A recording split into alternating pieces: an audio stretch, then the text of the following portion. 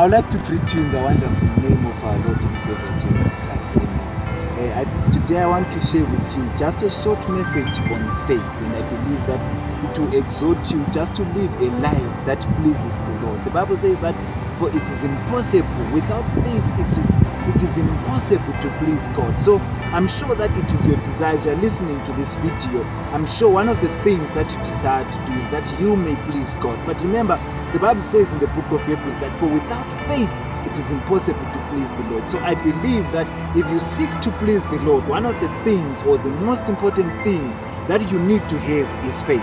You know, when the Lord Jesus Christ comes back to the earth, I believe if he is looking for churches, he will find many of them. But one of the things that I know that the Lord will be looking for is faith. And I believe that if you are to develop yourself, you are one person that the Lord shall find faith from. The Bible tells us of a centurion. It tells us about the people who showed faith unto the Lord. The Bible says when the centurion came unto the Lord and he showed his faith unto the Lord. But Jesus responds to his faith and says, I have not found so great faith, not in Israel. So if we zoom into that scripture, when Christ says, I have not found, if you want to find something, it shows that you have been looking for it. So the Lord is looking for faith, and even up to today, he is still looking for faith.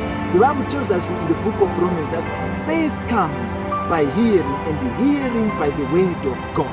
So if you seek to build your faith, one of the most important things that you need to develop is starting the word of God. As the word comes to you, actually, in fact, Paul calls it the word of faith, because inside of the word is the faith. The word of God is the womb for faith. If you take in more of the word of God, you begin to show faith, you begin to grow in your faith. So if you seek to grow in faith, one of the things that you need to do is to start the word of God. So faith comes by hearing the word of God. It comes to you by hearing the word, but it grows in you by exercising it. You need to exercise that faith. Even the petty things that you think they are small, just declare the faith of God unto him, and God will be pleased with every action of faith that you take. I'm reminded of a woman who came to the Lord who had an issue of blood. He comes to the Lord, and there were so many people who were surrounding the Lord, who were pressing the Lord and stuff like that. But the Bible tells us that the woman said that if I may but touch the hem of the garment, that's faith. You have to say something within you. There has to be something, there has to be a drive within you to say, if I may do this, I shall be made whole. The woman comes to the Lord, and I'm convinced that the Lord was facing the other direction, and the woman was coming from the other direction, because the word says, and the Lord turned. In other words, originally the Lord was not facing the same direction. But here's the woman, she comes from behind. She touches the hem of the garment, and the Bible tells us that immediately she was made whole. And the Lord responds to say, who touched me? The disciples tell him that, Lord, how can you say that, who touched you? And you see that there are so many people, but the Lord will always feel the touch of faith.